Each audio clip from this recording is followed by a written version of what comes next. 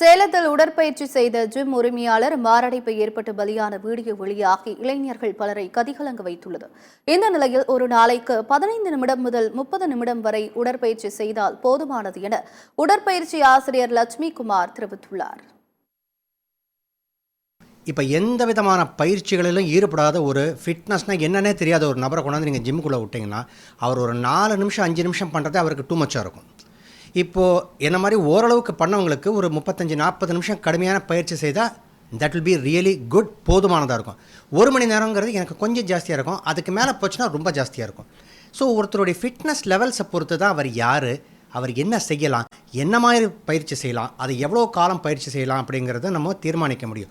So இந்த குறிப்பிட்ட நபர் துரதிருஷ்டவசமாக அவர் இறந்தது, எதனால் இறந்தார், அவருக்கு என்ன பிரச்சனை இருந்தது, முன்கூட்டியே என்ன உடல் உபாதைகள் இருந்தது, அதுக்கு அவர் என்ன கவனம் எடுத்துக்கிட்டாரு, எதுவுமே நமக்கு தெரியாது. ஸோ இதை பற்றின டீட்டெயில்ஸ் தெரிஞ்சால் தான் what might have happened in திஸ்ன்னு சொல்ல முடியும். கவனக்குறைவாக இருந்தால் நீங்கள் ரோட்டில் போகும்போது ஆக்சிடென்ட் நடக்கும். அது ரோட்டில் போகிறது தவறு இல்லை, உங்களுக்கு கவனம் தேவை. அதை தான் நம்ம சொல்லணும்.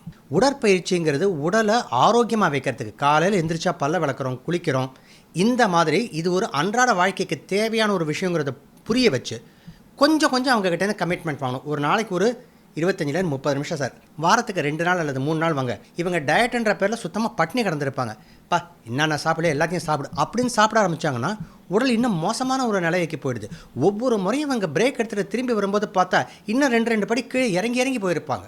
கரெக்டான அளவு அவர் குறைவான அளவு செய்து கூட நிறைவான பலன்களை பெற முடியும். இதை செய்தீங்கன்னா உங்கள் அன்றாட வாழ்க்கையில் எல்லா விதமான வேலை செய்கிறதுக்கும் நீங்கள் ஃபிட்டாக இருப்பீங்க, உங்களுக்கு நேரமும் இருக்கும்.